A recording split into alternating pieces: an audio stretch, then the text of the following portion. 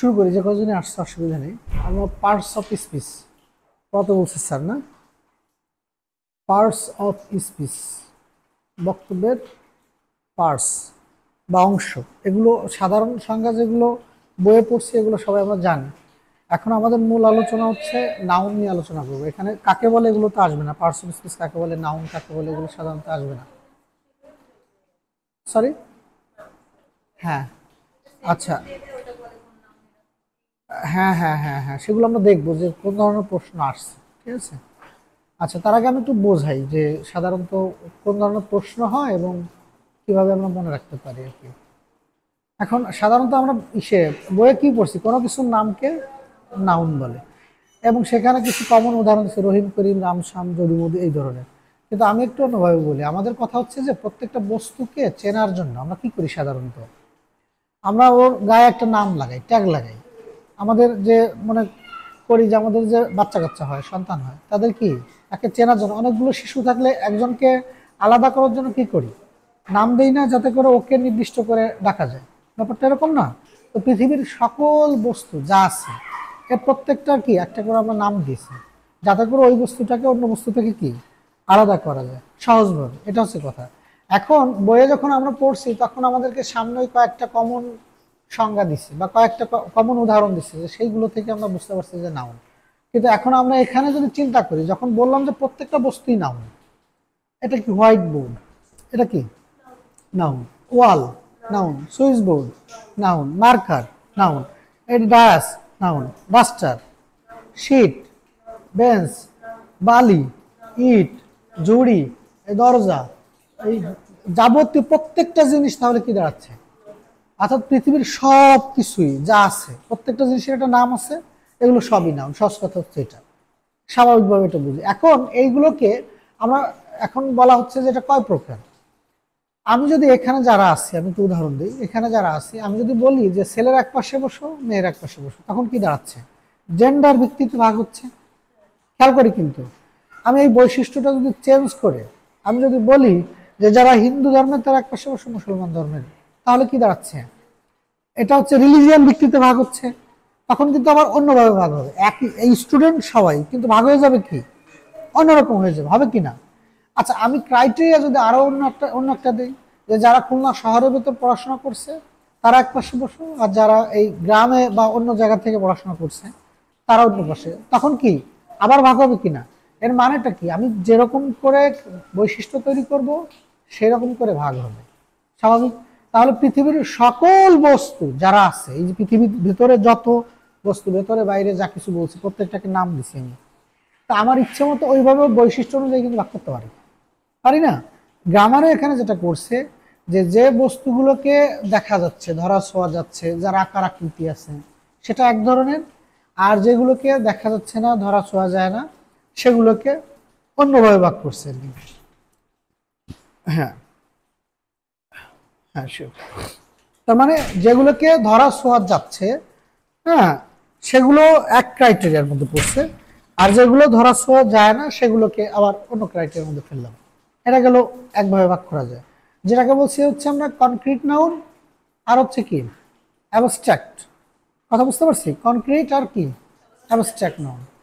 আর একটা ক্রাইটেরিয়া অনুযায়ী আমরা ভাগ করতে পারি, যেটা হচ্ছে এই সমস্ত বস্তুকে যদি আমরা হিসাব করি, এই যে পানি পড়তেছে ওটাকে তো গোনা যাচ্ছে না, গোনা যায়? চিনি, লবণ, তেল, এগুলো কি গোনা যায়? যায় না, কিন্তু মার্কার গোনা যাচ্ছে। তাহলে গণনার ভিত্তিতে আবার দুই ভাগে ভাগ করা যায়। ওই একই বস্তু, ওই সমস্ত বস্তুকে আবার দুই ভাগে ভাগ করা যাচ্ছে কিন্তু। তাহলে আমরা প্রথম যেটা বলবো সেটা অবস্থাগত বিচার। আমি যেটা বললাম সেটা আছে কি অবস্থায় আছে, ঠিক আছে। তাহলে অবস্থাগত বিচারে কি বলছি আমরা, এটা আমরা দুই ভাগে ভাগ করছি, একটা হচ্ছে কনক্রিট, কনক্রিট নাউন, আর একটা হচ্ছে কি অ্যাবস্ট্রাক্ট নাউন। আচ্ছা, দুই প্রকার, অর্থাৎ যেটা ধরা ছোঁয়া যাচ্ছে বা যার গঠনগত দিক আছে সেটা হচ্ছে কনক্রিট, আর যেটা হচ্ছে ধরা ছোঁয়া যায় না, যেটা আমি বললাম যে আমার ভালো লাগা কাজ করছে, কি কারণে, মনে সুখ আছে। তাহলে মনে কি আছে, যে বস্তুটা আছে সেটা হচ্ছে সুখ, ওর কারণেই আমার ফিলিংসটা অন্যরকম লাগছে। এখন এই সুখটা এটা তো ধস পাচ্ছে না, এটা উপলব্ধির ব্যাপার। বললাম কি যে তার মনে অনেক দয়া আছে, যে বস্তুটা আছে তার ভেতরে সেটা কি দয়া। এখন বললাম যে তার ভেতরে অনেক দুঃখ আছে, তাহলে তার ভেতরে যে বস্তুটা আছে তার নাম কি দুঃখ। তো ওইটা তো আর ধরা ছোঁয়া যাচ্ছে না, কিন্তু ওর একটা নাম আছে, তার এই উপলব্ধির নামটাই হচ্ছে কি দুঃখ সুখ। এইরকম আরো অনেক ব্যাপার আছে যেগুলোকে আমরা অনুভব করি চিন্তা দ্বারা, কিন্তু বাস্তবে তার ওরকম কোনো লম্বা চওড়া বা কোনো কিছু একটা গঠনগত ব্যাপার নাই। তো সুতরাং সেইগুলোকে আমরা কি বলবো অ্যাবস্ট্রাক্ট নাম। কথা বুঝতে পারছি কিনা? আমরা যদি বলি রাষ্ট্র, রাষ্ট্রটা কি? এটা অ্যাবস্ট্রাক্ট আইডিয়া, বিমূর্ত। রাষ্ট্রকে তো ওইরকম ভাবে এখন আমরা মানচিত্র দেখলে আবার কিন্তু তার কাঠামোর ব্যাপারটা বুঝি, কিন্তু ওটা তো মানে মানচিত্র বড় হয় কম হয় এরকম কিছু ব্যাপার থাকতে পারে, এটা কল্পনা করি যে এইটুকু রাষ্ট্র এরকম ব্যাপার। তার মানে আমাদের যে জিনিসগুলো আপাত দৃষ্টিতে পৃথিবীর যা দেখছি সবই নাউন, প্রত্যেকটা জিনিসের নাম আছে তাই নাউন, কিন্তু এগুলোর মধ্যে আবার ভাগ করবো যখন যেগুলো হচ্ছে গঠনগত দিকে যার গঠন আছে আর যেটা নাই। সহজ করে বুঝতে পারছি মনে হয়, সেটা তো পড়ে আসছে, এগুলো তো পরিচিত শব্দ। এখন এইটা আবার কিন্তু আমরা কনক্রিট নাউনকে আবার 4 ভাগে ভাগ করছি। সেটা একটা হচ্ছে কি, সেটা কি হ্যাঁ প্রপার নাউন, তারপর হ্যাঁ হ্যাঁ কমন নাউন, তাই তো কমন নাউন, তারপর আচ্ছা আচ্ছা হ্যাঁ কালেকটিভ লিখি, COLLECTI কালেকটিভ নাউন। আচ্ছা 4 নম্বর কি আছে? হ্যাঁ হ্যাঁ ম্যাটেরিয়াল নাউন। আচ্ছা নাউন এই 4 প্রকার। হ্যাঁ এগুলো খুবই সহজ ব্যাপার, এখানে দেওয়া আছে, মুখস্থ সবারই আছে মনে হয়, মুখস্থ আছে না? এগুলো মুখস্থ আছে তো মনে হয়, proper noun, common noun, collective noun আর কি ম্যাটেরিয়াল নাউন। হ্যাঁ হ্যাঁ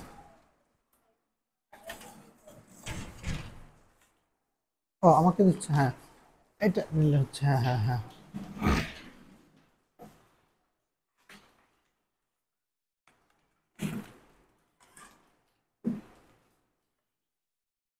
আচ্ছা আমরা এইখানে এই যে ফাইন্ড আউট করবো যে প্রক্রিয়া, ঠিক আছে, সেটা একটু আমরা দেখবো। তাহলে প্রপার নাউন হচ্ছে কোনগুলো জানা আছে? কোনগুলো মনে আছে? হ্যাঁ নাম। আচ্ছা শুধু না না নামগুলো ঠিক আছে, এর বাইরে আমরা কিভাবে বের করতে পারি আর কি? সাধারণত যেটা বলা হচ্ছে নির্দিষ্ট নাম, এটা খেয়াল করতে হবে। নির্দিষ্ট দেখা গেল আমি বাইরে একজন ভিক্ষুক দেখে আসছি, ঠিক আছে, ওই ভিক্ষুককে এখানে আবার দেখলাম, আমি বললাম যে ভিক্ষুকটিকে বাইরে দেখে আসছিলাম, তো উনি কি হয়ে গেল, আবার আগে একবার দেখছি বা দ্বিতীয়বার কি এখানে সে, তাই একদম নির্দিষ্ট করে বলছি ভিক্ষুক ভিক্ষা করে, কিন্তু এটা কিন্তু পৃথিবীর যে কোনো ভিক্ষুক হতে পারে, এটা কিন্তু পৃথিবীর যে কোনো একজন হতে পারে, কোনজন আমি জানি না। কিন্তু আমি যখন বললাম যে ভিক্ষুকটি কান্নাকাটি করছে, তখন কি দাঁড়াচ্ছে, বা শিশুটি কান্নাকাটি করছে, পৃথিবীর শিশু বললে পৃথিবীর সব শিশুকে বোঝায় কিনা?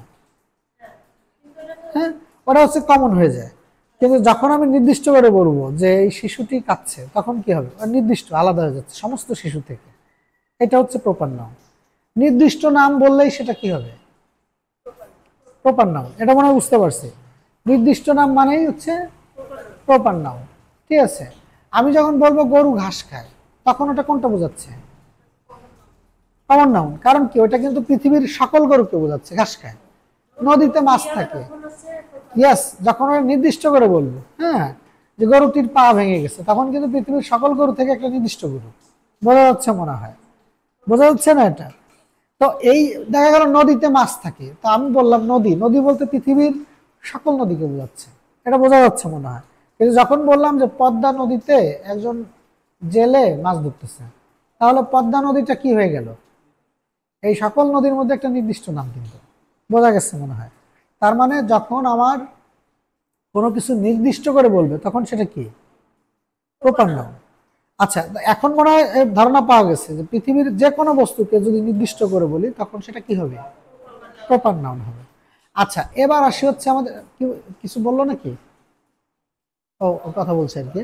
এবার আমরা আসি হচ্ছে কি কমন নাউন। খেয়াল করি কমন নাউন, এই আমাদের এখানে যে সমস্যাটা তৈরি হয়, আমাদের আজকে টোটাল পড়ার ব্যাপারটা হচ্ছে কমন এবং কালেকটিভ, বাকিগুলো খুব ইজি আর কি, সবাই মনে রাখতে পারে। আমরা জাস্ট একটু প্র্যাকটিস। এই ইংরেজি কোনো বই আছে নাকি ভেতরে?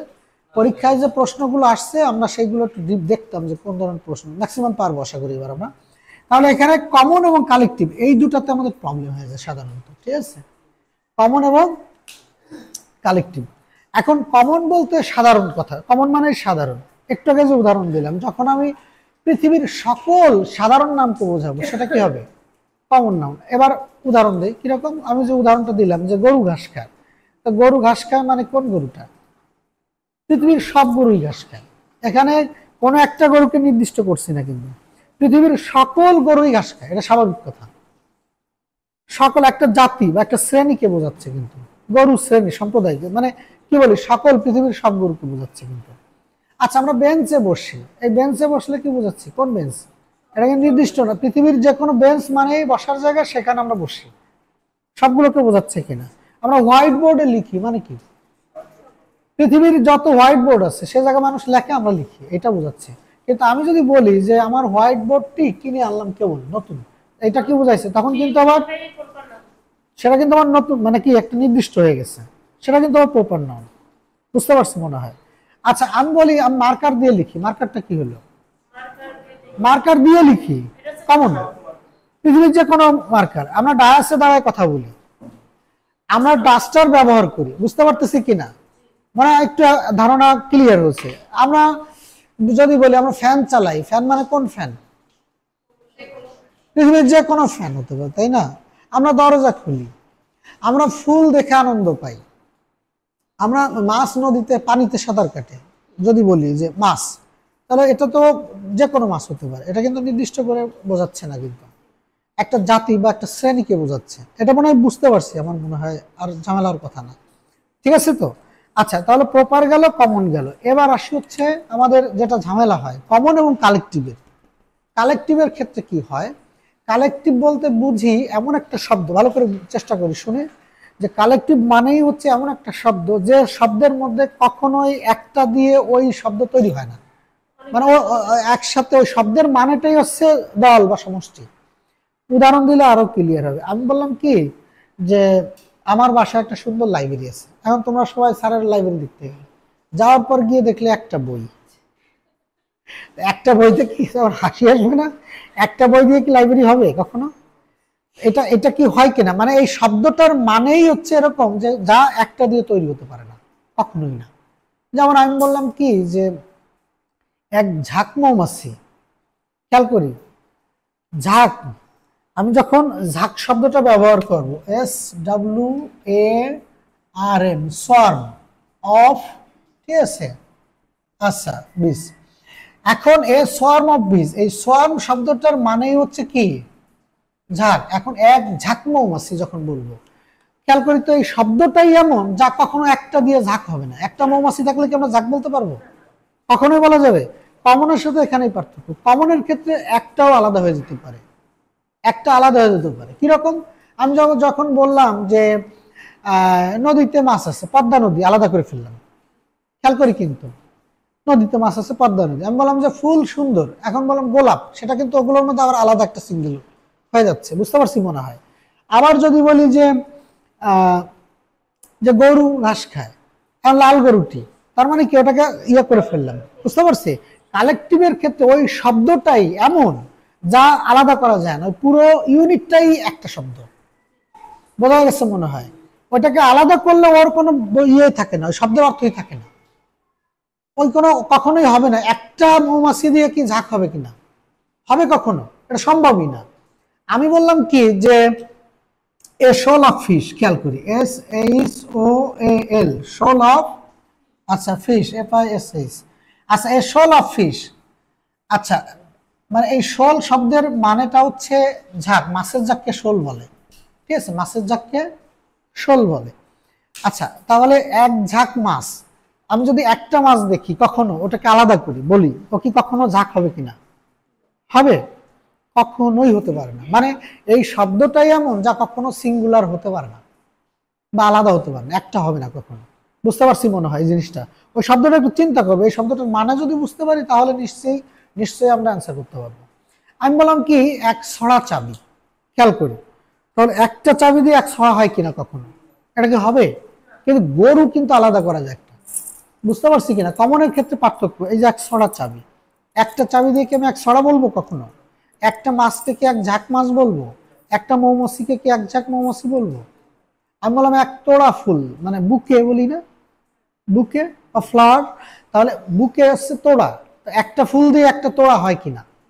শব্দগুলো একটু অ্যানালাইসিস চিন্তা করি যে ওর সাথে আলাদা করব কি করে। এক তোড়া ফুল, এটা কি একটা দিয়ে হবে কখনো? সম্ভব? আচ্ছা আমি আবার যদি বলি যে এক তোড়া ফুল বললাম, আরো যে উদাহরণগুলো কমন মানে পরীক্ষায় আসে, ফ্লিট।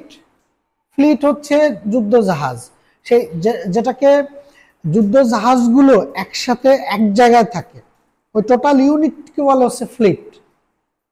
ঠিক আছে, যুদ্ধ জাহাজ, তো ওইটা ফ্লিট আসে কমন পরীক্ষায় আর কি। তারপরে হচ্ছে পরীক্ষা আসে যেগুলো, যে এক পাল গরু। পাল কথাটা যখন বলবো, পাল, পাল শব্দটা একটা গরু দিয়ে এক পাল হয় কিনা? হবে? কখনোই হবে না। বোঝাতে পারছি মনে হয়। তার মানে এরকম কমন কিছু শব্দ আছে যে শব্দগুলো আর্মিতে জয়েন করছে, একজন সৈনিক কখনো আর্মি হয় না, নেভি, হ্যাঁ, পুলিশ, এরা কিন্তু একজন দিয়ে পুরো ইউনিটকে বোঝাবে না, কখনো আলাদা হবে না। বোঝাতে পারছি? তাহলে কমন এবং কালেকটিভের পার্থক্য বুঝছি কিনা?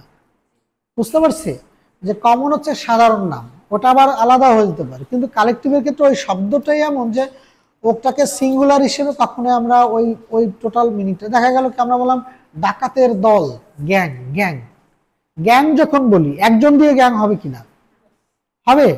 আমি বললাম কি সে ভালো খেলে, ফুটবল খেলে, এখন সে কোন টিমে খেলে, এই টিম কথাটা বললাম, টিম, এ টিমে, বি টিমে, সি টিমে, অমুক দলে, তাহলে টিম কথাটা একজন প্লেয়ার দিয়ে হয় কিনা? হবে। তার মানে এটা মনে হয় বুঝতে পারছি যে কমনের সাথে কালেকটিভের পার্থক্য কি ক্লিয়ার? এখানে বিষয়বস্তু পড়ার খুব বেশি কিছু না, বাট বোঝার বিষয়, বুঝলে আমাদের এই কমন কয়েকটা প্রশ্ন আসে, এখান থেকে পারা খুবই সহজ, একেবারে ইজি। ঠিক আছে, তাহলে প্রপার বললাম, আর কি বললাম? কমন, তারপর কালেকটিভ, এর বাকি রইল কি? ম্যাটেরিয়াল। ম্যাটেরিয়াল বলতে আমরা কি বুঝি সাধারণত? যেগুলোকে বস্তুকে আমরা ওজন বা পরিমাপ করি, গণনা করা যাচ্ছে না, খুব সহজ হিসাব। তাহলে আমরা একটু আগে যে উদাহরণ দিলাম যে ওয়াটার, সুগার, অয়েল, রাইস, হ্যাঁ, গোল্ড, এগুলো কি? এগুলো হচ্ছে ম্যাটেরিয়াল নাম। বুঝতে পারছি, যেগুলোকে সাধারণত আমরা পরিমাপ করি, গণনা করি না। আচ্ছা এখন দেখি তো এখানে আমরা যেগুলো আলোচনা করলাম, এখান থেকে যে প্রশ্নগুলো আসছে, একটা বই থাকলে ওখানে অনেক উদাহরণ দেওয়া থাকে, তো যে প্রশ্নগুলো আসছে ভালো জানা যেত আর কি। ঠিক আছে, এইখানে বিসিএস এর প্রশ্নগুলো যেগুলো আসছে। আচ্ছা ওইটা কোনটা? ও সুন্দর সুন্দর, আমি তো এটাই খুঁজতেছি, আমি তো এটাই বললাম আর কি। ঠিক আছে, আচ্ছা তো বের করে দিলে। ইংলিশটা কোথায়? এক জায়গায়, নাউনেরটা এক জায়গায় আছে।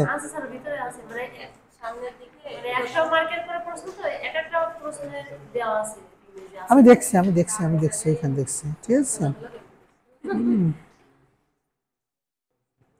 অবশ্যই টপিক, টপিক থেকে কি কি আসছে আগে দেখি আমরা। ঠিক আছে, আগে দেখি এটা। আচ্ছা এখানে আসছে হার্ড অফ ক্যাটেল। হার্ড মানে হচ্ছে গরুর পালকে হার্ড বলে।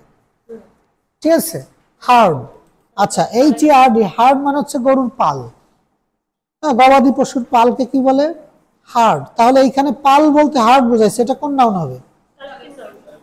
আচ্ছা এটা বুঝতে অসুবিধা হয়নি তো, আমি কেবলমাত্র বললাম। এরপর বলছে আচ্ছা লাফ হচ্ছে কি এখানে, what is the noun form of the word laugh? লাফের নাউন ফর্ম কি? লাফটার আর কি, হ্যাঁ, লাফটার মানে হচ্ছে হাসি। ঠিক আছে, হাসি, সেটা বুঝাইছে। আচ্ছা এতিম, জেন্ডার আসছে অবশ্য, হ্যাঁ, প্লুরাল, সিঙ্গুলার প্লুরাল আছে আবার এখানে, সিঙ্গুলার জেন্ডারও দিচ্ছে। ঠিক আছে, আচ্ছা এখানে ন, আচ্ছা নয়ের নাউন ফর্ম কি বলছে? এটা ফর্মও আসে যে নাউন ফর্ম কি হবে, বুঝছো, ভার্ব থেকে নাউন করা, নাউন থেকে ভার্ব করা, এই চেঞ্জ আসে কিছুটা আর কি। আচ্ছা ম্যাসকুলাইন, ফেমিনাইন, কি আসছে এগুলো?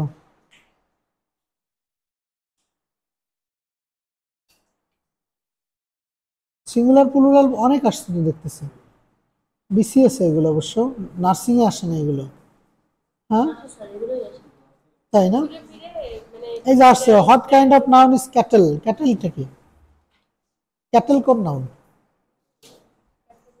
গবাদি পশু, হ্যাঁ।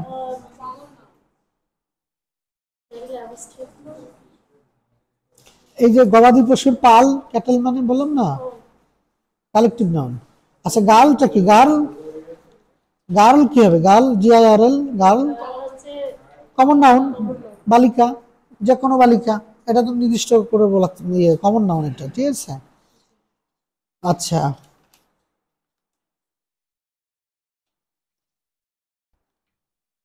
সিঙ্গুলার প্লুরাল তো অনেক আসছে এখানে দেখতেছি, না জেন্ডার আসছে।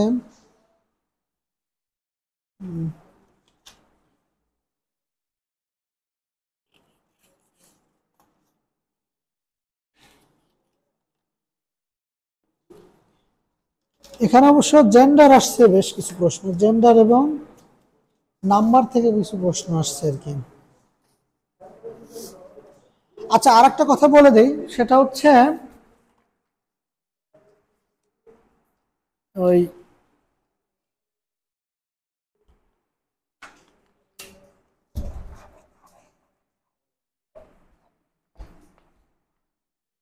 আমি একটা বইয়ের নাম বলবো, এই বইটা সবাই কিনবো, এটা অনেক কাজে লাগবে গ্রামার শেখার জন্য। জাকির হোসেনের a passage to the English language.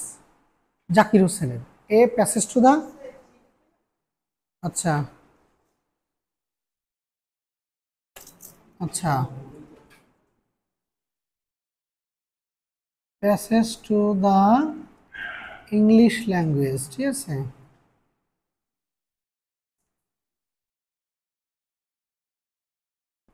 English language, SM Zakir Hossain, খুব কমন বই, ঠিক আছে।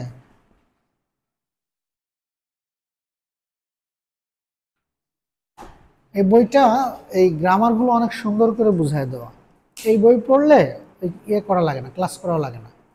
আর চাকরির জন্য সাধারণত এই পার্টস অফ স্পিচ চ্যাপ্টারটা, রাইট ফ্রম আ ভার্ব, এই দুইটা চ্যাপ্টার খুবই গুরুত্বপূর্ণ। রাইট ফ্রম ভার্বের সাথে হচ্ছে আর একটা আছে ওই সাবজেক্ট ভার্ব এগ্রিমেন্ট। আর ভোকাবুলারিটা পড়বো হচ্ছে একটা জায়গা থেকে 43টা শব্দ আছে, ওই 43টা শব্দ মুখস্থ করে ফেলতে হবে। কম্পিটিটিভ এক্সামে 1 ওয়ার্ড সাবস্টিটিউশন আছে, ওই মনে হয় 36 নম্বর চ্যাপ্টারে, ওইখানে 43টার মতো শব্দ আছে, খুবই কমন। ওখান থেকে প্রচুর কমন প্রশ্ন আসে, ওই কয়টা বারবারই আসে, মুখস্থ করতে হবে। মাত্র 43টা, ওর পাশাপাশি আরও কিছু আছে, সেগুলো দেখতে হবে, কিন্তু এই কয়টা মুখস্থ করতে হবে, ঠিক আছে। কমন কিছু বিষয় আছে। আচ্ছা তাহলে এখানে আরেকটা কথা বললাম যে একটা হচ্ছে অবস্থাগত বিচারে, আর একটা বলছিলাম কি গণনযোগ্যতার ভিত্তিতে। গণনযোগ্যতা মানে কোনো কিছু গোনা যায় কি যায় না, যদি গোনা যায় সেটা হচ্ছে কি কাউন্টেবল, আর যদি গোনা না যায় আনকাউন্টেবল নাউন। এইটার একটা ব্যবহার সাধারণত পরীক্ষা আসে যদি এরকম একটা সেন্টেন্স প্রায় দিয়ে থাকে, ঠিক আছে। আচ্ছা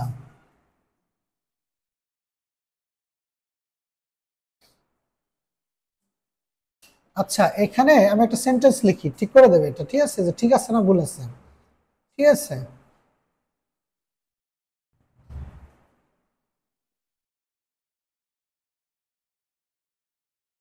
আচ্ছা আচ্ছা, এটা হবে তাই তো। আচ্ছা একই প্রশ্ন যদি, হ্যাঁ এটা এটা ভুল আছে কোন জায়গায়? মেনি, মেনি এখানে কি হবে? আচ্ছা কি কারণে? কমন প্রশ্ন, এটা কিন্তু আসে প্রায় পরীক্ষায়। অর্থাৎ আনকাউন্টেবল নাউন, কাউন্টেবল এবং আনকাউন্টেবল, এইখানে এই ধরনের সেন্টেন্সকে যারা দেয়ার দিয়ে শুরু হয়, ঠিক আছে, আবার কিছু সেন্টেন্স আছে ইট দিয়ে শুরু হয়, ঠিক আছে। ইট ইজ 5 o'clock,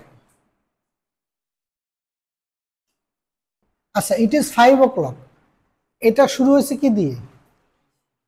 এই ধরনের সেন্টেন্সকে বলা হচ্ছে introductory, it introductory there, inverted sentence বলে, সেন্টেন্সকে বলে ইনভার্টেড সেন্টেন্স, যার সাবজেক্ট সাধারণত ভেতরে থাকে।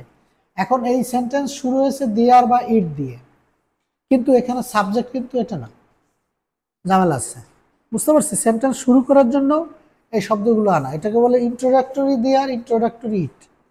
বুঝতে পারছি? ইন্ট্রোডাক্টরি, শুরু করার জন্য শুধুমাত্র। এখন এই সেন্টেন্সটার কথা বললাম, there are many water in the pond, পুকুরে অনেক পানি আছে। এইখানে সাবজেক্টটা হচ্ছে যে এই ওয়াটার, বলতে পারছি? মানে সাবজেক্ট ভেতরে, শুরুতে না। সাধারণত সেন্টেন্সের শুরুতে কি থাকে? সাবজেক্ট থাকে, কিন্তু এখানে কি আছে? ভেতরে আছে। এই কারণে এটাকে কেন্দ্র করে হচ্ছে ভার্ব বসবে। সাবজেক্ট যেমন হবে ভার্ব। আনকাউন্টেবল নাউনে সাধারণত ভার্ব হয় সিঙ্গুলার, তার মানে এখানে ভুল আছে। বুঝতে পারছি মূল মেসেজটা কি বলছে? তার মানে ওয়াটার আছে, এই জন্য কি হবে? সিঙ্গুলার মানে কি? সিঙ্গুলার ভার্ব কোনটা? ইজ। বুঝতে পারছি? এটা তাহলে কি হবে? ইজ হবে। এটা ভুল আছে। আরেকটা ভুল আছে কি? এই মেনি এবং মাসের ব্যবহার। মেনি এবং মাসের ব্যবহার যদি আনকাউন্টেবল নাউন হয় বা আনকাউন্টেবল যদি হয়, তখন অবশ্যই সেখানে কি হবে? মাস। যদি কাউন্টেবল হতো তাহলে কি হতো? এটা মেনি হতো। বুঝতে পারছি কিনা? এটা খুবই ইম্পর্ট্যান্ট কিন্তু, ঠিক আছে? এটা মনে রাখবো আমরা। তাহলে এখানে ইজের ব্যবহার কি বলছি? যে যদি আনকাউন্টেবল নাউন হয় তাহলে কি হবে? এটা সিঙ্গুলার হবে। আর কাউন্টেবল হলে প্লুরাল বা সিঙ্গুলার যে কোনো কিছু হতে পারে। কিন্তু এটা মাথায় রাখবো যে আনকাউন্টেবল হলেই এটা সিঙ্গুলার হবে, ঠিক আছে? আর এইখানে মেনি হবে, এটা হচ্ছে বিষয়। আচ্ছা,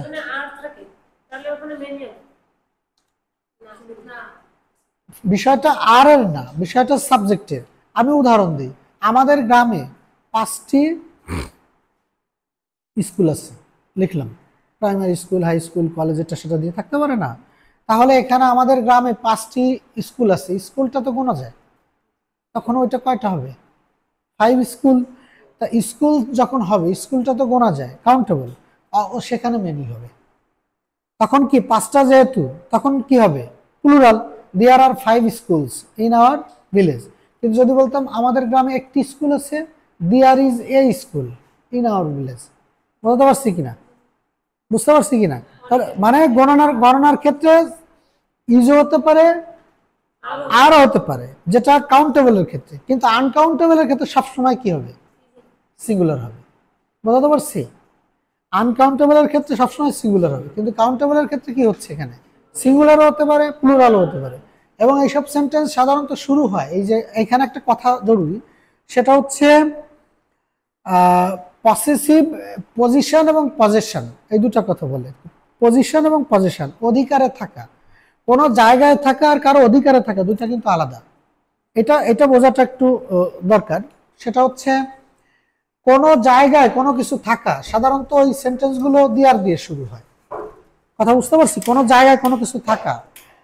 আর যদি কোনো ব্যক্তির অধিকারে থাকে, দখলে থাকে, তখন কিন্তু আবার, যেমন আমি উদাহরণ দিচ্ছি এখানে,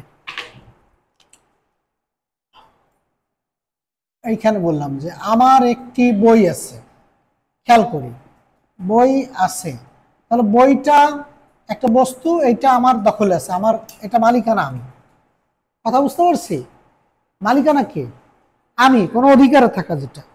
হ্যাঁ, আচ্ছা, এখানে যদি আমি বলি টেবিলের উপর একটি বই আছে, এবার খেয়াল করি তো দুটার মধ্যে পার্থক্য কি? টেবিলের উপর একটি বই আছে। আচ্ছা, এখন এই দুটার পার্থক্য কি? এটা কিন্তু অবস্থান, অবস্থান বুঝাইছি, কোন জায়গায় অবস্থান যায়, আর এটা হচ্ছে অধিকারে থাকা। পজিশন এবং পজেশন, পজিশন মানে অবস্থান, আর পজেশন মানে দখলে থাকা, অধিকারে থাকা। তো এইখানে যেটা হবে, যদি কারো দখলে থাকে তখন কিন্তু যার দখল আছে সাবজেক্ট সেটা চলে আসবে। আর যদি কোনো জায়গা বোঝায় তখন কিন্তু দেয়ার দিয়ে শুরু হবে। কথা বুঝতে পারছি? যেমন এইখানে টেবিলের উপর আছে, এই যে দেয়ার ইজ এ বুক, এইখানে একটি বই, বইটা কি গোনা যায়, কাউন্টেবল। তার মানে সিঙ্গুলার হলে কি হচ্ছে এখানে? ইজ। যদি বলতাম টেবিলের উপরে দুটি বই আছে, তখন কি হতো? এই যে বুঝে গেছে, হ্যাঁ, দেয়ার আর টু বুকস হতো, দেয়ার আর টু বুকস, ঠিক আছে? আচ্ছা, এবার কি হতো? টেবিলের উপরে, একই কথা, অন দা টেবিল, এটা বুঝতে পারছি মনে হয়, এটা তো বুঝতে পারছি, অন দা টেবিল। কিন্তু এখানে আমার একটি বই আছে, এখানে কি হচ্ছে? এখানে কি হচ্ছে? এইখানে কিন্তু দেয়ার দিয়ে হবে না, এটা দখলে থাকে, অধিকারে থাকে। বোঝা গেছে মনে হয়? ব্যক্তির এটা মালিকানা আছে। কিন্তু এটা কিন্তু স্থান বোঝায় শুধুমাত্র। তার মানে কোনো কিছু যদি স্থান বোঝায়, আমি যখন ঢাকায় টিউশনি করে তোমার বাচ্চাদেরকে প্যারাগ্রাফ পড়ানোর জন্য ওই একটা সিস্টেম শিখাই দিয়েছিলাম, যে তোমরা অবশ্যই এই জিনিসটার ব্যবহার ভালো করে বোঝাই দিচ্ছিলাম এটা, ঠিক আছে, ইট এবং দেয়ার। তো দেখা গেল যে ক্লাসরুমের এটা একটা প্যারাগ্রাফ। সাধারণত আমাদের বাচ্চাদের 2তে 3তে পড়ে 10টা সেন্টেন্স লিখতে পারলেই আনাফ। ওকে সেন্টেন্স তৈরি করা শেখায় দেওয়া, যেটা বলছে যে তুমি ভাবো তো তুমি একজন ছাত্র, এটা কমন কিছু সেন্টেন্স শেখায় দেওয়া যায়। হ্যাঁ হ্যাঁ আসো।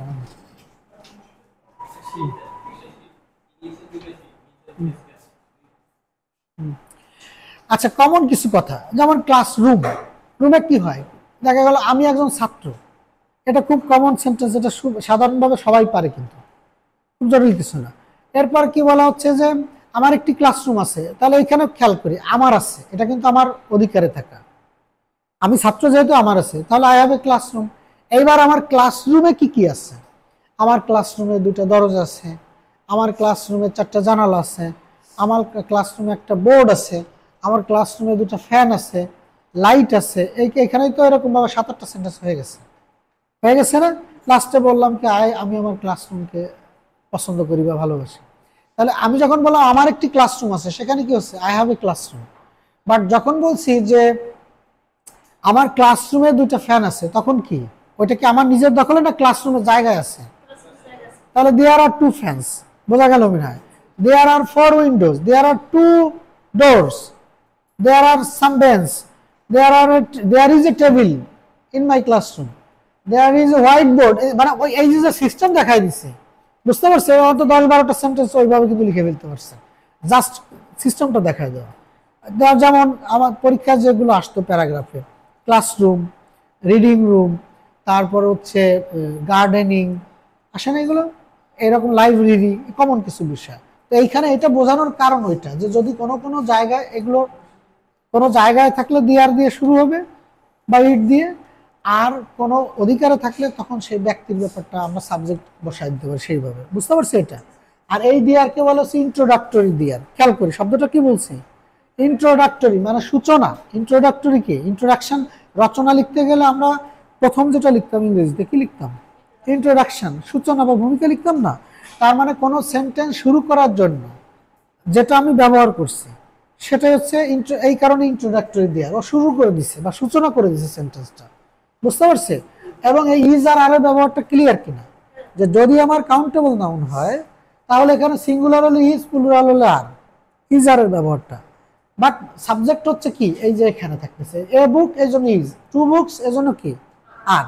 এই সেন্টেন্সটা বুঝতে পারছি মনে হয়, বুঝছি এটা? কি বললেন আমি বুঝিনি। ও ওইটা আছে, few, a few, the few, very few, এগুলোর ব্যবহার আছে আর কি, ঠিক আছে।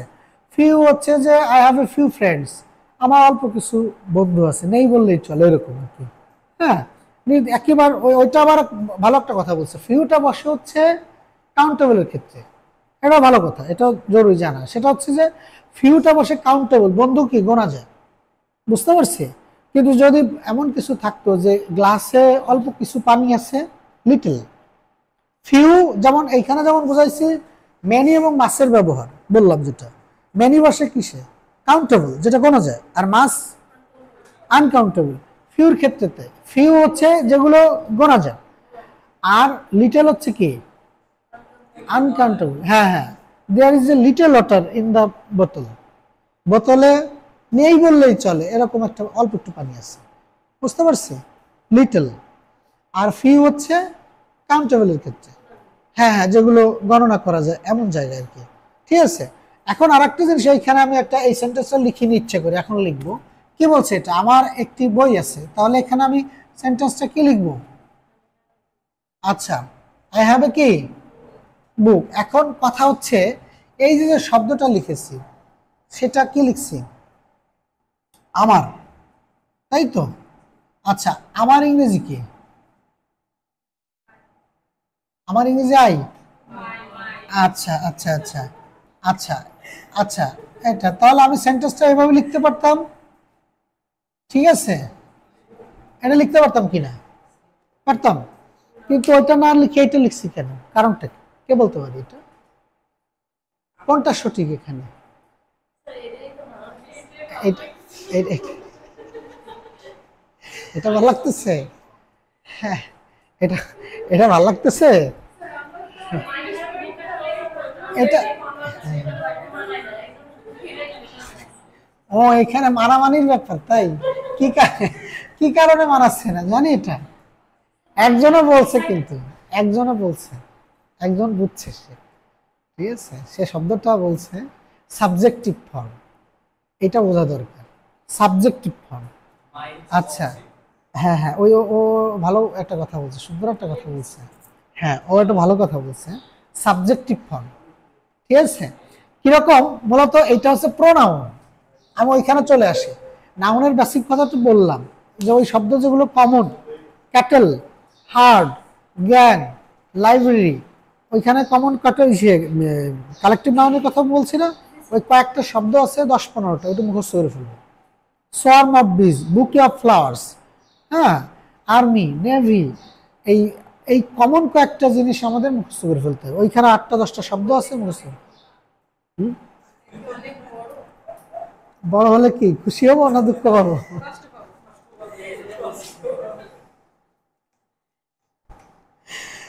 আচ্ছা আচ্ছা, এখন বিষয়টা হচ্ছে যে আমি যে বইয়ের কথা বললাম, জাকির হোসেনের বইটা এত সুন্দর করে ছবি দিয়ে দিয়ে সহজভাবে ব্যাখ্যা করে বোঝানো, ওইটা পড়লে কোনো টিচারের কাছে যাওয়া লাগে না, ঠিক আছে, এত চমৎকার করে ব্যাখ্যা করা। এখন আমাদের এইখানে চাকরির জন্য সাধারণত আমরা তো এখানে পিএইচডি করবো এরকম না, গবেষণা করবো এরকম না, চাকরির জন্য আপাতত পার হয়ে যাওয়া, বৈতরণী পার হওয়া, বিষয়টা তাই না, যে কোনো রকম। এই জন্য আমি কমন কয়েকটা শব্দ বলছি, কিন্তু নাউন কিন্তু ওইভাবে ব্যাখ্যা করে অতটা সময় দিতে গেলে তখন আর পরে আর মানে অন্য কিছু পড়ানো যাবে না, ঝামেলা হবে। এই জন্য এটা বললাম যে প্রপার, কমন, কালেকটিভ, ম্যাটেরিয়াল, আর কি বললাম, কাউন্টেবল, আনকাউন্টেবল। তার মধ্যে আবার ওই কালেকটিভ নাউনের যে কটা ফর্ম আছে, আমি বললাম যে কয়েকটা শব্দ আছে, 15টার মতো শব্দ মুখস্থ করে ফেলতে হবে, ঠিক আছে। আর এই চ্যাপ্টারটা ওই ওই বই থেকে পড়লে ভালো হবে, আরো কিছু ব্যাপার আছে, খুবই কাজে লাগবে, ঠিক আছে। ওই বই মোটা হোক আর যাই হোক, ভয় পাওয়ার কিছু নেই, সহজভাবে দেওয়া আছে, এটা একটু পড়লে ভালো হবে, ঠিক আছে। আচ্ছা, আমরা এইখানে আসি এবার, যেটা বললো যে এইখানে হচ্ছে যে নমিনেটিভ, অবজেক্টিভ এবং পসেসিভ ফর্মের যে ব্যাপারটা, আমরা এইখানে চলে আসতেছে প্রোনাউন ফর্মে। কোন ফর্মে? প্রোনাউন। প্রোনাউন কয় প্রকার জানি? প্রোনাউন খেয়াল নেই না? প্রোনাউন, প্রোনাউন হচ্ছে 8 প্রকার। কয় প্রকার? আচ্ছা, personal pronoun, demonstrative pronoun, indefinite pronoun, তারপর কি, হ্যাঁ, ইন্টারোগেটিভ, রিলেটিভ, তারপর হচ্ছে রিসিপ্রোকাল, রিফ্লেক্সিভ। কয় প্রকার? 8 প্রকার। এই এই প্রোনাউনের প্রকারভেদগুলো প্রচুর পরিমাণে পরীক্ষা, সেটা মুখস্থ করতে হবে, এর কোনো বিকল্প নেই। আমি এখনই এটা সুন্দর করে এই জিনিসটা ব্যাখ্যা করে বোঝাই দেবো, যাতে কাজে লাগে, ঠিক আছে। আমরা জায়গায় আসি, তাহলে প্রথম হচ্ছে প্রোনাউন কয় প্রকার বলছি? 8 প্রকার। প্রথম কি? Personal pronoun. শব্দগুলো শুনলে বুঝতে পারবো, আমি ব্যাখ্যা করে বোঝাই দিচ্ছি। পার্সোনাল প্রোনাউন, পার্সোনাল হচ্ছে পার্সন থেকে পার্সোনাল বলছি। পার্সন মানে ব্যক্তির পরিবর্তে যেগুলো বুঝি। এখানে আমি একটু বলি, প্রোনাউন হচ্ছে নাউনের পরিবর্তে যে শব্দগুলো বসে। এখন এইটার নাম কি ছিল? দরজা। এটা কি? দরজা। আমি বারবার দরজা না বলে এইটা বললাম না, তাহলে দরজা শব্দের পরিবর্তে কোন শব্দ ব্যবহার করছে? এটা। এটা হচ্ছে প্রোনাউন, বুঝছি কিনা? আচ্ছা, কি নাম? মিম। আচ্ছা, আমি এই যে মিমকে ডাকলাম কি বলে? না, এখন না, এই ওর নাম জানানোর আগে, নাম জানার আগে ওকে কি জিজ্ঞাসা করছি? কি নাম তোমার? এই কি শব্দটা ব্যবহার করছি। আবার কি ব্যবহার করছি? তোমার। এই দুটা শব্দই কি খেয়াল করছি? যে ওর নামের পরিবর্তে আমি কি ব্যবহার করছি না? ওর নাম যদি ব্যবহার করতাম মিম, তাই বলতাম, কিন্তু না বলে তোমার, তুমি ব্যবহার করছি, তার মানে ওর একটা নাম আছে, ওই নামের পরিবর্তে তুমি শব্দটা ব্যবহার করছি। খেয়াল করছি কিনা? আমার যাবতীয় যত নাউন আছে, এবার খেয়াল করবো, এই নাউন যা দেখতেছি, এই শব্দ সরাসরি ব্যবহার না করে বিকল্প যা ব্যবহার করবো সেটা কি? এবার বোঝা গেল কিনা? আমি বললাম যে বাইরে কিছু লোক, ওদের প্রত্যেকের নাম আছে, কিন্তু আমি নাম জানি না, তারা আমাদের সম্পর্কে আলোচনা করতেছে। এবার আমি বললাম কি, যে কিছু লোক আমাদের সম্পর্কে কথা বলছে, তাহলে কিছু লোক, ওদের প্রত্যেকের নাম আছে, কিন্তু আমি তো জানি না, নাম ব্যবহার করিনি। এখন এখানে কি বললাম? কিছু লোক। আবার অনেক সময় বলি না, কেউ কেউ এরকম বলে, যারা বলে তাদের তো নাম আছে, কিন্তু নাম ব্যবহার না করে আমি কি শব্দ ব্যবহার করছি এখানে? কেউ কেউ। আমি দরজার ভেতর আছি, বাইরে থেকে একজন দরজা নক করলো, তখন আমি কি বলি? কে। তাহলে কে যে ব্যবহার করলাম, ওর তো নাম আছে, নাম না ব্যবহার করে কি বলছি আমি? কে ব্যবহার করছে। বোঝা গেল কিনা? তাহলে আমি যখন কোনো কিছুর নাম না ব্যবহার করে ওর বিকল্প হিসেবে যে শব্দগুলো ব্যবহার করি, সেগুলো কি? প্রোনাউন। এইগুলোই হচ্ছে 8 প্রকার। একে আবার ভাগ করা হচ্ছে, কি বলা হচ্ছে? 5 প্রকার। তাহলে এখন প্রথমটা কি বললাম? Personal pronoun. খুবই ইম্পর্টেন্ট, কিন্তু খেয়াল করি, পার্সোনাল প্রোনাউন। আচ্ছা, পার্সোনাল প্রোনাউন 1 নম্বর কি বলছে? এটা পার্সোনাল প্রোনাউন। 1 নম্বর হচ্ছে পার্সোনাল প্রোনাউন। এখন এই শব্দটা মাথায় রাখবো, যখনই প্রোনাউনের ক্লাসিফিকেশন আসবে, এটা কিন্তু প্রায় আসবে, এবং এটা খুবই ইম্পর্টেন্ট। এই পার্টস অফ স্পিচ চ্যাপ্টারে প্রোনাউন খুবই ইম্পর্টেন্ট, মুখস্থ করতে হবে, এটা কোনো বিকল্প নেই এখানে। তাহলে যখনই আমি জানলাম প্রোনাউন, তার প্রথম শব্দটা কি বলছি? পার্সোনাল। এই পার্সোনাল শব্দটা পার্সন থেকে আসছে। এখন পার্সন মানে কি বলি আমরা? ব্যক্তি। পার্সন মানে কি? ব্যক্তি। এই ব্যক্তির পরিবর্তে কি কি ব্যবহার করি? আমি, আমরা, তুমি, তোমরা, সে, তারা, এই শব্দগুলো ব্যবহার করি কিনা? আমার একটা নাম আছে না, নামের পরিবর্তে কি বলি? আমি। আমি যদি একা না হয়ে অনেক হই, তখন কি বলি? আমরা। তুমি, তোমরা। আর যে অনুপস্থিত, তারা কি বলছি? সে। আর তারা যদি অনেক হয়, তারা। খেয়াল করছি? তাহলে ব্যক্তির পরিবর্তে যে প্রোনাউন গুলো ব্যবহার করি, সেটাকে কি বলছি আমরা? এটা তো মনে থাকবে। এখন এটা মুখস্থ করতে হবে, এর কোনো বিকল্প নেই। এখনই আমি আজকে এটা করে দেবো। I, we, you, he, she, they, it. এবার মানে টোটাল কমপ্লিট করে দেবো আজকে এটা। I, we, you, he, she, they, it. I, we, you, he, she, they, it. আমরা এবার মুখস্থ করছি ওই সময়, আমরা যখন পড়ছি I, we, you, he, she, they, it. আমার মনে হয় এইটা, এই যে ইংলিশ পড়াচ্ছি, সেই নূহ নবীর আমলে পড়াইছি, আর হাজার হাজার বছর আগে। না পড়াতে পড়তে, নিজে না পড়তে পড়তে ভুলে গেছি, সেই চাকরির সময় পড়ছিলাম। এজন্য ওই অনেকটা রিকভারি করতে, রিকালেক্ট করতে একটু টাইম লাগতেছে। আচ্ছা, তারপরেও মোটামুটি যেটা বলছি, তাহলে I, we, you, he, she, they, it. I বসে কোথায়? ব্যক্তির পরিবর্তে। উই বসে কোথায়? ব্যক্তির পরিবর্তে। I, we, he, you, you. You singular, আবার কি? তুমি, তোমরা। হি, শি সিঙ্গুলার, আবার কি? দে, তারা। ইটও বসে কিন্তু ব্যক্তির পরিবর্তে। হ্যাঁ, ইট বসে কোথায়? বাচ্চাদের ক্ষেত্রে বসে কিন্তু, তাই না? The baby is hungry. শিশুটি ক্ষুধার্ত। It is crying. সে কাঁদছে। ইট ব্যবহার করি না? তাহলে I, we, you, you, he, she, they, it, এগুলো কি? Personal pronoun. এখানে আমি লিখলাম, মুখস্থ করবো কিন্তু আজকে, এটা কমপ্লিট করব। আই, উই, ইউ, ইউ 2 বার, ঠিক আছে? হি, শি, তারপর কি? দে, ইট। এটা আছে মনে হয়, এখানে থাকার কথা, সেটা আছে নাকি? আছে? আচ্ছা, অবশ্যই থাকবে এখানে। পৃষ্ঠা নাম্বার 10। আচ্ছা, তাহলে কি বলছি? I, we, you, he, she, they, it. আচ্ছা, আগে যেটা বলছি এটা মুখস্থ করি। I, we, you, he, she, they, it. এগুলোর আবার আমরা পুরো শক করব। নমিনেটিভ, অবজেক্টিভ, পসেসিভ, ভোকেটিভ, ঠিক আছে? সিঙ্গুলার, প্লুরাল, এর একটা শক করবো। এটা খুব, এইটাই শুধু একটা ক্লাস, এইটাই 2 ঘন্টা আলোচনা করার মতো এখানে।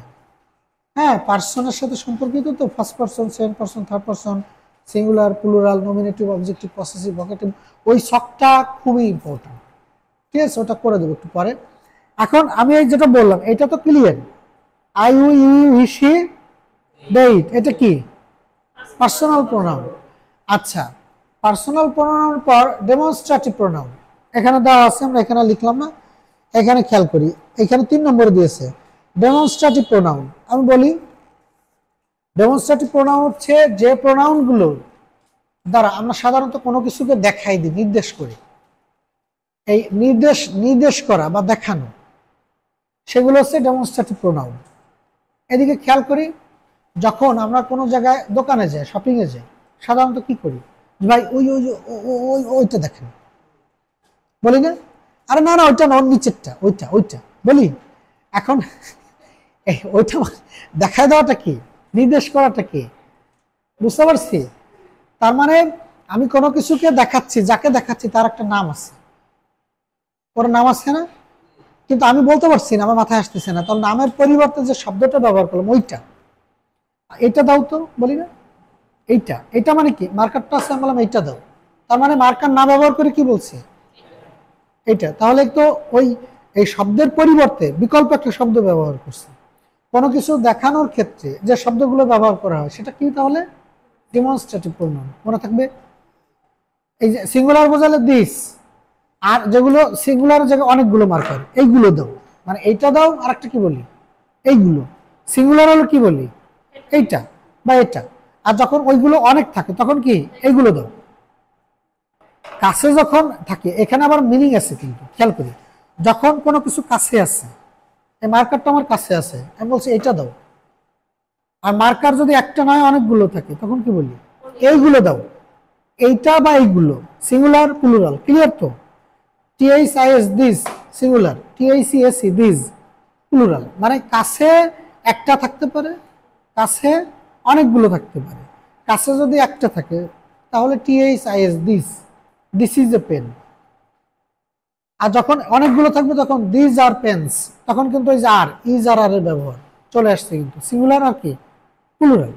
এখন এটা যদি আমার কাছে না থেকে দূরে থাকে তখন কি হবে, তখন কি হবে? আমি বললাম যে ওইটা কলম, দ্যাট একটা যদি হয়, সিঙ্গুলার যদি একটা হয় দ্যাট, আর যদি প্লুরাল হয় অনেকগুলো হয় দোজ। বোঝা গেল কিনা? কাছে একটাও হতে পারে, একাধিক হতে পারে কাছে, আবার দূরে একটা হতে পারে, অনেকগুলো হতে পারে। বুঝছি কিনা?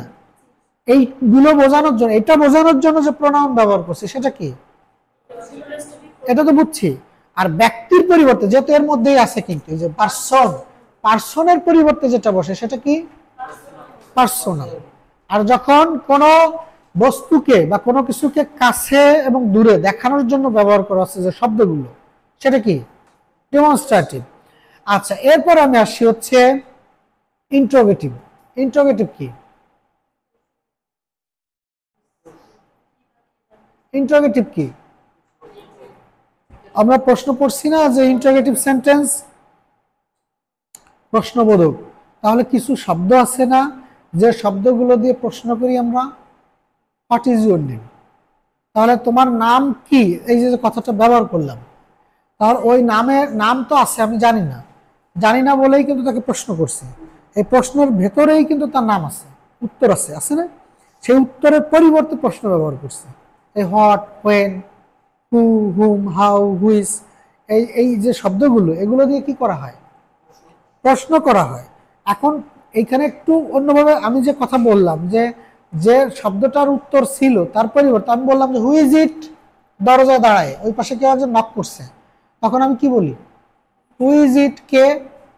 এই যে হু ব্যবহার করলাম, কে, ওর নাম তো আমি জানি না, না জানার ফলে আমি কি ব্যবহার করছি, হু।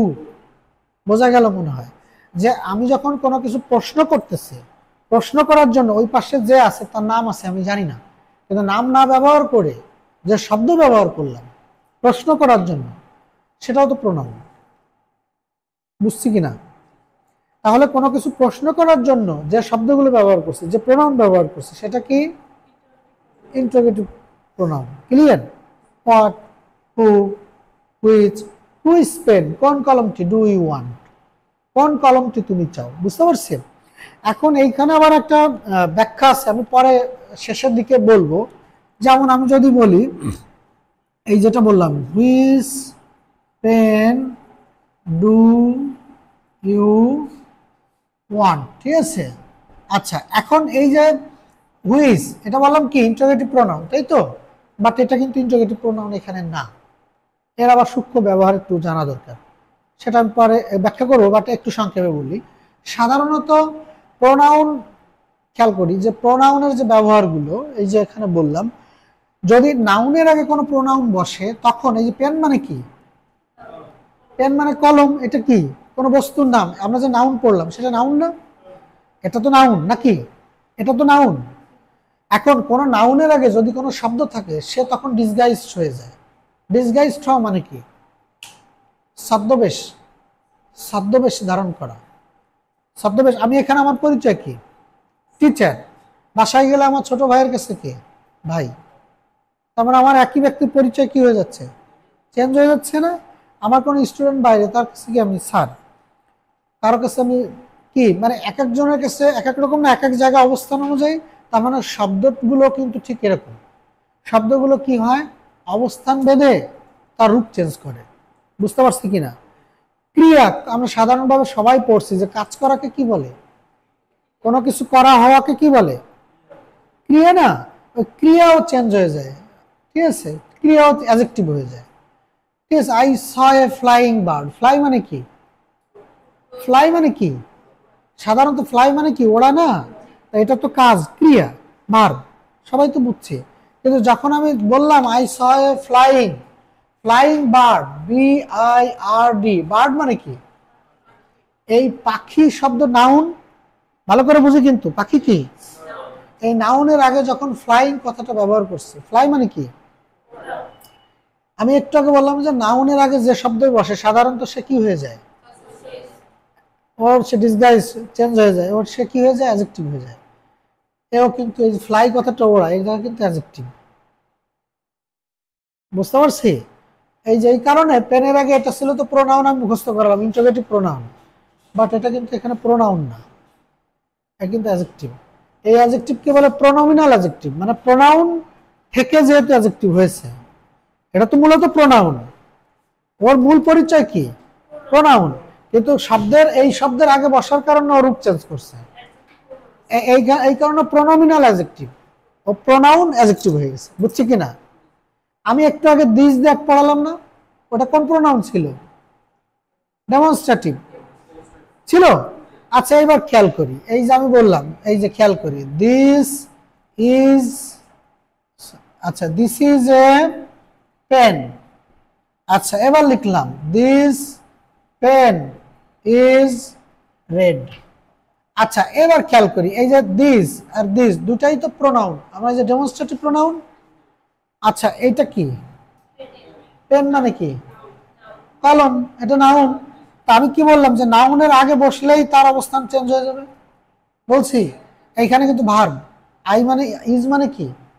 এইখানে ইজটা কি ভার্ব না?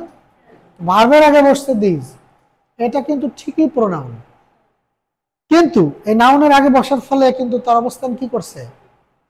চেঞ্জ হয়ে গেছে। এটা কি কি আছে? প্রোনাউন আছে না, এটা অ্যাডজেক্টিভ হয়ে গেছে। এটা কিন্তু অ্যাডজেক্টিভ। পরীক্ষায় কমন প্রশ্ন এগুলো, বোঝাতে পারছি কিনা? বুঝছি এটা?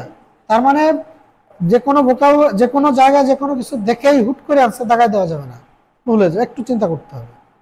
আমাদের এইখানে আলোচনা মূলত আজকের এই মানে প্রোনাউন গুলো খুব পরিমাণে পরীক্ষা আসে, এটা একটু বোঝা দরকার। তাহলে এক নম্বর বলছি কি? Personal pronoun. নিশ্চয়ই এটা মনে থাকার কথা, ওই শব্দের হতে পার্সন হিসেবে ব্যবহৃত হয়, পার্সন হিসেবে, তাই না? আই ইউ ইউ হিসি দেই। এরপর কি বললাম? ডেমনস্ট্রেটিভ। কোনটা বললাম? যে কোনো কিছু দেখায় দেওয়া, নির্দেশ করা, দিস দ্যাট দোজ দিস, এগুলো ঠিক তো? আচ্ছা আরেকটা বললাম কি? ইন্টারোগেটিভ, মানে কি? যখন কোনো প্রশ্ন করা বোঝায়, প্রশ্নের মাধ্যমে, হ্যাঁ এগুলো। এবার আরেকটা আছে হচ্ছে রিলেটিভ প্রোনাউন। কি বলছে? Relative pronoun. রিলেটিভ প্রোনাউন কোনগুলো? যেগুলো হচ্ছে সাধারণত দুইটা সেন্টেন্সের মাঝখানে বসে দুইটা সেন্টেন্সকে যুক্ত করে। বুঝতে পারছি? আচ্ছা সাধারণত দুইটা সেন্টেন্সকে যুক্ত করে, এই ইন্টারোগেটিভ প্রোনাউন গুলোই রিলেটিভ প্রোনাউন হিসেবে বসে। ঠিক আছে, এই যে এখানে দিয়েছে রিলেটিভ, হোয়াট, হুইজ, হ্যাঁ whose, whom, whatever, whichever, that. ঠিক আছে, আচ্ছা দেখা গেল আমি লিখলাম it is I who is a teacher. এই যে দেখি ইট ইজ আই। আচ্ছা হুম, এই যে লিখলাম ইজ এ TACHER। আচ্ছা ঠিক আছে, সেন্টেন্স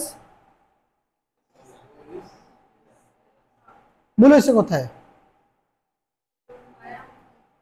আই এম হু না, এইখানে ভুল হয়েছে যে বলা দুটো সেন্টেন্সে যুক্ত করছে, বুঝলাম। হু ঠিক আছে, হু এর পর কি লিখছি? ইজ। এই ইজ লেখাটা ভুল হয়েছে, কারণ এই হু এর অ্যান্টিসিডেন্ট বলে আই কে। কি বলে? বুঝতে পারছি? অ্যান্টিসিডেন্ট বলে এটা, অর্থাৎ এর পূর্বের যে সাবজেক্ট, এই সাবজেক্ট অনুযায়ী ভার্ব হবে। তাহলে আই এম, ওই যে ইট is I who M a teacher. বুঝছি? সাধারণত আমাদের হুইজ বলতে বলতে মুখস্থ হয়ে গেছে, তো এই ভুলটা আমরা করে ফেলি। তার মানে এটা কিন্তু রাইট ফর্ম অফ ভার্বের এই সেন্টেন্সটা ম্যাক্সিমাম জায়গায় দেয় এই ধরনের কমন। এই প্রশ্নটা প্রায় আসে পরীক্ষায়, এত বেশি কমন, কারণ এটা ভুল করার মতো জায়গা, তো এই জন্য ইচ্ছে করে দেয়। আমরা মনে রাখবো যে এই জায়গায় যদি কোনো ওয়ার্ড থাকে, আমরা এই ভার্বের পূর্বের এই অ্যান্টিসিডেন্টকে দেখবো আমরা। বুঝতে পারছি? বুঝতে পারছি কিনা? ঠিক আছে। আচ্ছা, কি হয়েছে? তার মানে এইখানে ভার্ব হবে হচ্ছে যে এই সাবজেক্ট অনুযায়ী। যদি এখানে হি থাকতো তাহলে এখানে কি হতো? ইউ হলে কি হতো? এখানে যদি ইউর থাকতো এখানে কি হতো?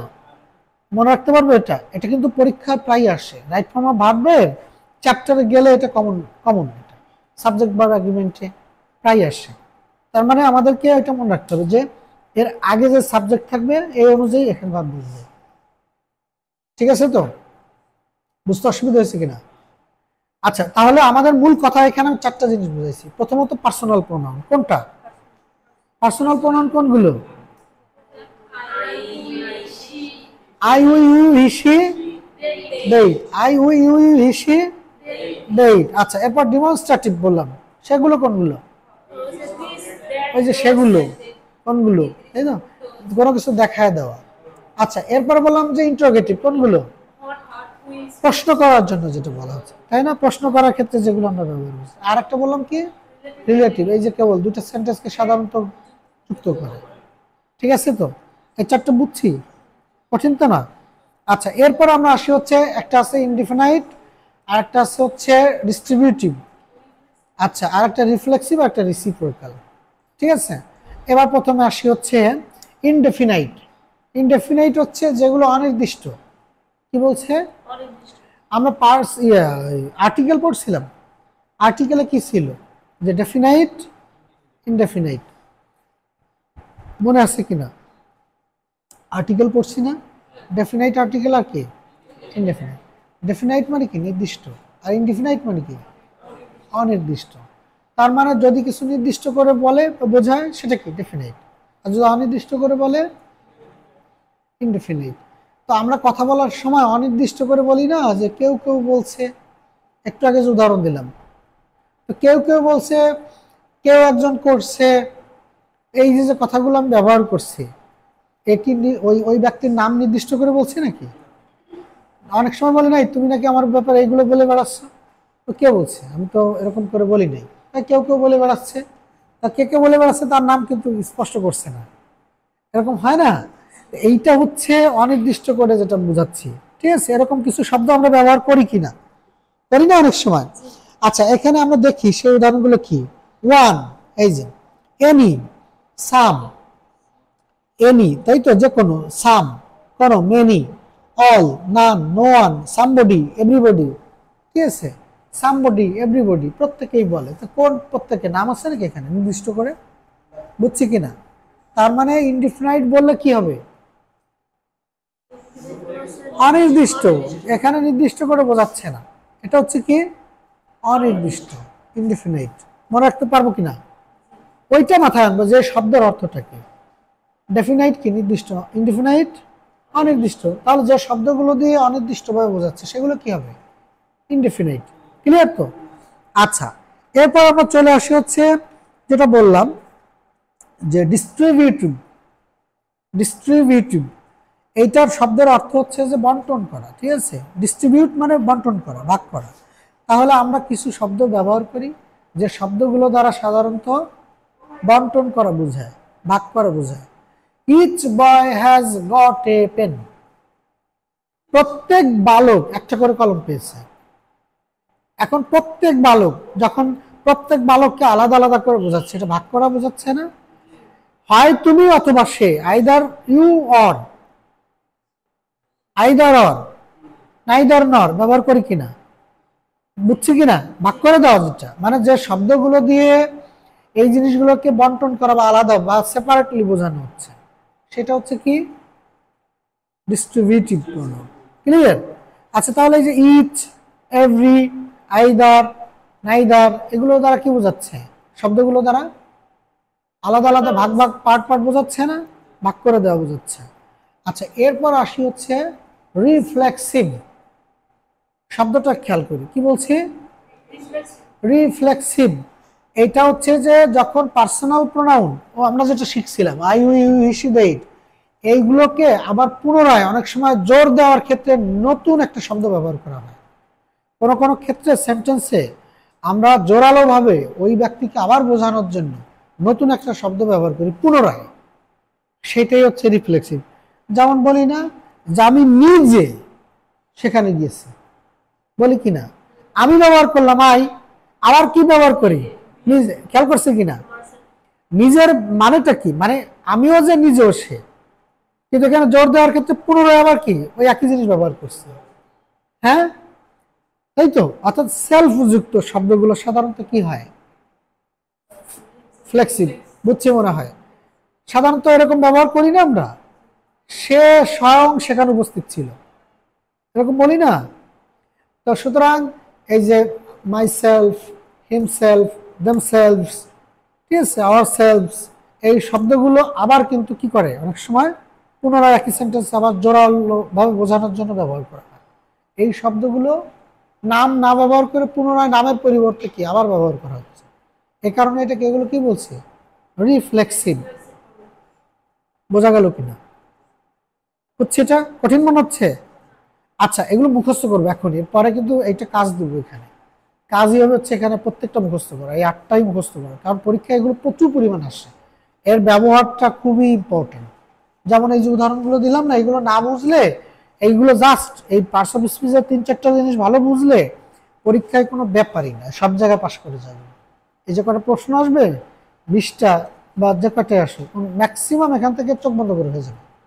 ঠিক আছে, কয়েকটা ক্লাস করলে হয়ে যাবে ইনশাল্লাহ, টেনশন কিছু নেই। তাহলে আমি এখানে যেটা বললাম লাস্টে, কি হয়েছে? ভয় পাচ্ছিলে? তা কি এখন কি ভয় পাচ্ছ নাকি? বেশি কিছু লাগবে না। ইংলিশের ব্যাপারটা কি, আমাদের এখানে একটা কমন কথা আছে, চাকরির ক্ষেত্রে ছেলে মেয়েদের কিছু রং আইডিয়া থাকে। আইডিয়াটা এরকম যে আমার প্রত্যেকটা সাবজেক্টেই মহাজ্ঞানী হতে হবে, এরকম। এটা হওয়া যাবে না, এখানে তোমার সে সময় নেই। কারণ আমাদের এই লেভেলে এসে আমি প্রত্যেকটা বিষয়ে আমার এত সময় নেই, এবং অত কিছু জানতে গেলে যেভাবে আমাকে এখানে সময় দিতে হবে প্রত্যেকটা বিষয়ে, সেই সময় নেই। সুতরাং আমার কি করতে হবে, এখান থেকে যেভাবে চোরাগুলি দিয়ে পার হয়ে বেরোয় যায় আপাতত। আর আমার যদি আগ্রহ থাকে, জানার প্রয়োজন থাকে, পরে আরো অনেক কিছু জানার সুযোগ আছে। কথা ঠিক কিনা? তাই হবে না?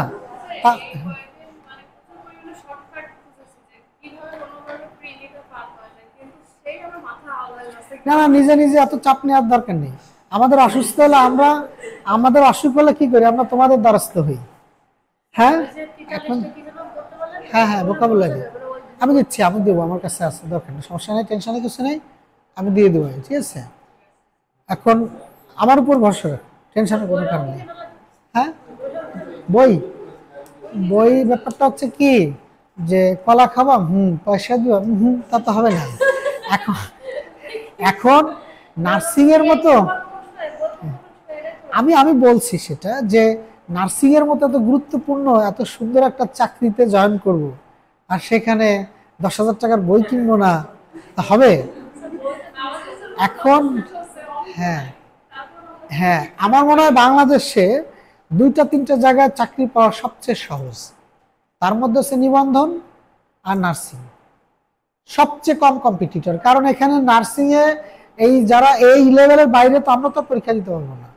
চাইলে কি নার্সিং পরীক্ষা দিতে পারবো? কখনোই না। পৃথিবীর সবচেয়ে মহৎ এবং সুন্দর পেশা হচ্ছে নার্সিং, যতগুলো পেশা আছে। আমার মনে পড়ে একটা গল্প বলি, যে আমি যখন ক্লাস 3-তে বা 4-এ পড়ি, তখন আমার যে উপজেলায়, ঠিক আছে, এই শুনি, আমার যে উপজেলায় সম্ভবত 4-এ বা 3-তে পড়ি, তখন হচ্ছে আমার ছোট ভাই অসুস্থ হলো, হাসপাতালে ভর্তি হলো। তো তখন হচ্ছে আমি ওই মায়ের কাছে, স্বাভাবিকভাবে ছোট হাসপাতালে মা থাকে ছোট ভাইয়ের কাছে, তো আমি ওখানে হচ্ছে ওই মার কাছে যে থাকতাম। আমার এখনো স্বপ্নের মতো চোখের সামনে ভাসে, একজন নার্স ছিলেন, সেই সিস্টার উনি ওই সাধারণত সাদা পোশাক পরে কি চমৎকার করে পরীর মতো আসতেন। তো ওনার একটা অভ্যাস ছিল কি, যে ওই যে কাঁধ ঝাঁকা দেওয়া, আমার এখন স্পষ্ট চোখের সামনে শেষে এরকম করতেন, এত সুন্দর করে কাঁধ ঝাঁকা দিতেন। আর ছোট মানুষ তো ওই দেখতাম যে এত পরীর মতো অন্যরকম ভালো লাগা কাজ করতো আর কি। তা আমি ওই ওই লোভে লোভে ওই বসে থাকতাম উনি কখন আসবে, ওই নার্স কখন আসবে, ঠিক আছে, ছোট মানুষ তো। নার্সের ড্রেস চেঞ্জ হয়ে গেছে নাকি? আপনি ওই জলপাইটা কি, ও সাদাটা আর নেই?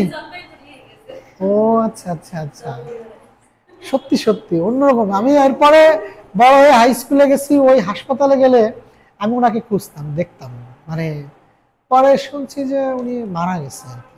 বড় হয়ে শুনছিলাম, খুব কষ্ট পেয়েছিলাম, আমরা খুবই কষ্ট পেয়েছিলাম।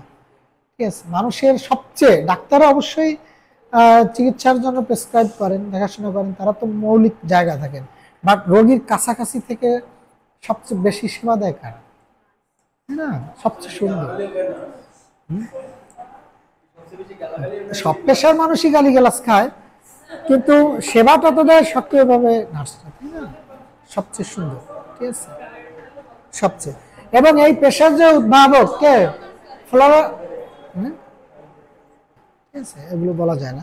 আসি আমাদের মৌলিক কথা যেটা বলতে চাইলাম, যে আমাদের কাজ হচ্ছে না, এই যে চাকরি পাওয়ার যে জায়গাটা, এই জায়গায় কমন কয়েকটা জিনিস একটু সময় দিলে এ পার হয়ে চলে যাবে, বুঝতে পারছি?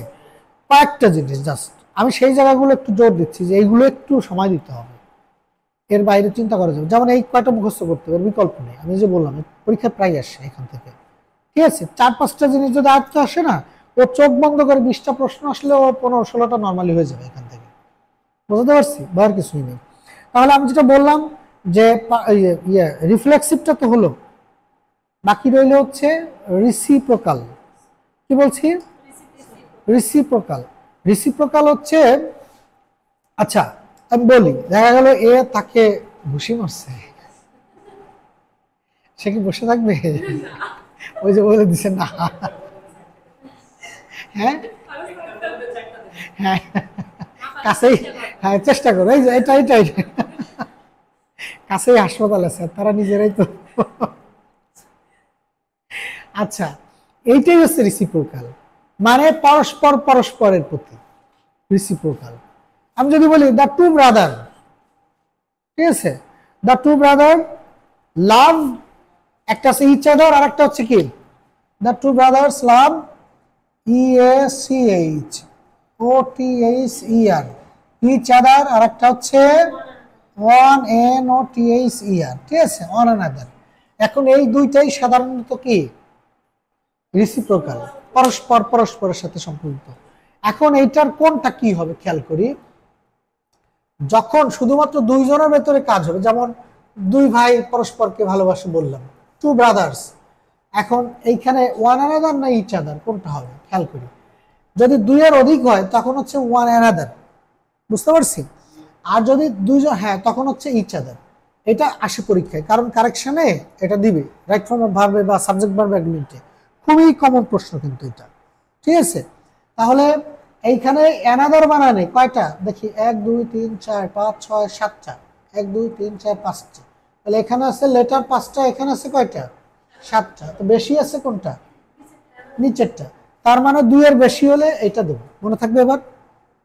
আর ভুল হবে, মানে কনফিউজড হওয়ার যে জায়গাটা আমাদের প্রায় এইখানে পরীক্ষার হলে গিয়ে ঝামেলা হবে, যে হ্যাঁ দেখা গেলো এখানে থাকবে কমন প্রশ্ন, এটা আসলে দে লাভ ইচ আদার, আবার দেবে অপশনে ওয়ান অ্যানাদার, আবার অন্য কিছু দেবে, ঠিক আছে, তখন এইটা আমরা কনফিউজড হয়ে যাবো। তো দে বললে কিন্তু দুইজনে বেশি বোঝাচ্ছেন, অনির্দিষ্ট করে অনেককে বোঝাচ্ছে, তখন কি হবে, বুঝছি এটা? তাহলে দুইজন হলে কি হবে এখানে, ইচ আদার, আর দুইয়ের অধিক হলে ওয়ান অ্যানাদার, বুঝছে কিনা?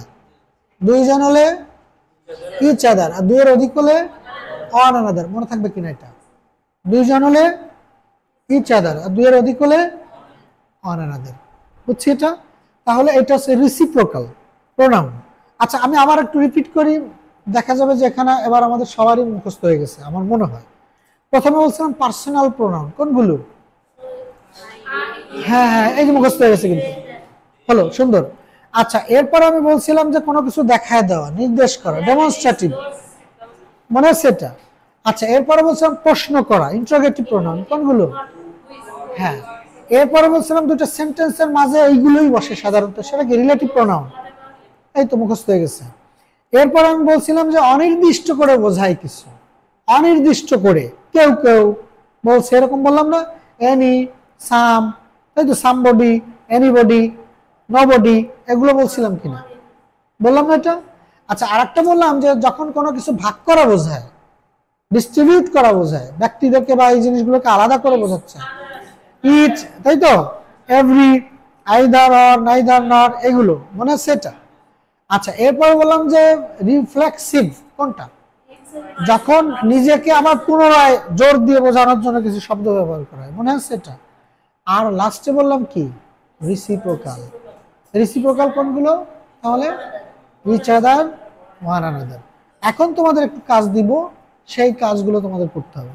এই মানে আটটা এই যে প্রোনাউন, এই 8টি প্রোনাউন এখনই সবাই নামতার মতো এখানে মুখস্থ করবো, 4টা প্রথমে, পরে 4টা, ঠিক আছে? আমার এই মুখস্থ কারণ আছে, এগুলো থেকে মানে খুবই কমন, এখানে কোনোভাবেই এটা মনে রাখার উপায় নেই, পড়াশোনা করাই যাবে না, এটা ঠিকই হবে না, ঠিক আছে? আমি প্রথমে 4টা বলবো, যে 4টা নাম তার মতো একেবারে, personal pronoun, demonstrative pronoun, interrogative pronoun, relative pronoun, যে কোনো 4টা আগে মুখস্থ করবো, শব্দ 4টা। তাহলে এখানে শীট যেহেতু আছে সবার, প্রথম যে 4টা এখানে শীটে আছে সেভাবেই আমরা পড়ি। এখানে এরা দিয়েছে হচ্ছে personal pronoun, reflexive pronoun, demonstrative pronoun, indefinite pronoun, এই 4টা মুখস্থ করো, পরে এই 4টা জোরে জোরে পড়ি।